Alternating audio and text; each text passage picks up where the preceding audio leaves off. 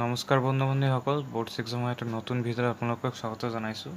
আজি আমি কৰিম এক্সাৰচাইজ 2.2 নম্বৰ 2। তো আমাৰ কি কৰিব লাগে, এটা কোৱাড্ৰেটিক ইকুৱেশ্যন বনাব লাগে আৰু ইয়াৰ সাম অফ ৰুটছ আৰু প্ৰডাক্ট অফ ৰুটছ আমাৰ এই দুটা দিয়া আছে। তো কোৱাড্ৰেটিক ইকুৱেশ্যনৰ ফৰ্মটো এনেকুৱা হয়।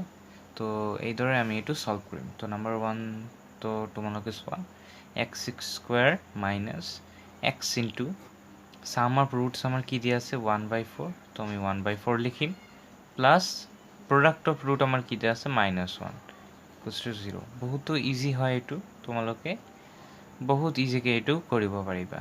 -1/4 -1 = 0।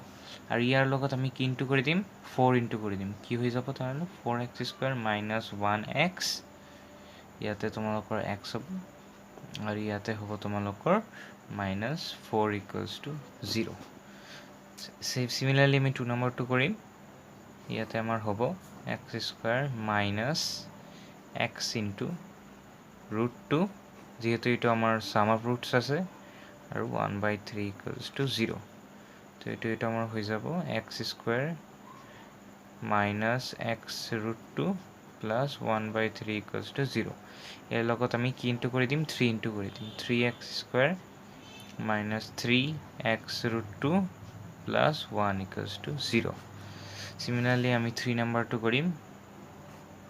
কি আছে 1 আৰু 1, এইটো সেম প্ৰচেছত হ'ব। x² - x ইনটু আমাৰ কি আছে 1 প্লাছ 1 = 0।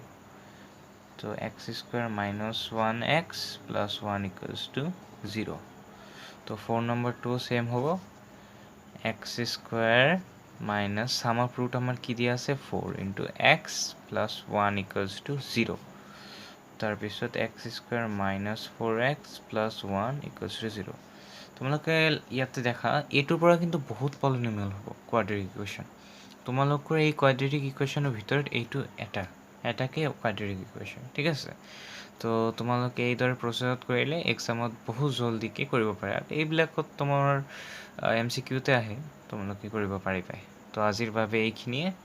আশা কৰোঁ তোমালোকে বুজিব পাইছা। কিবা প্ৰব্লেম হ'লে কমেণ্টত জনাবা। ধন্যবাদ, আৰু চেনেলটোক ছাবস্ক্ৰাইব কৰি বেল আইকনটো প্ৰেছ কৰি দিবা।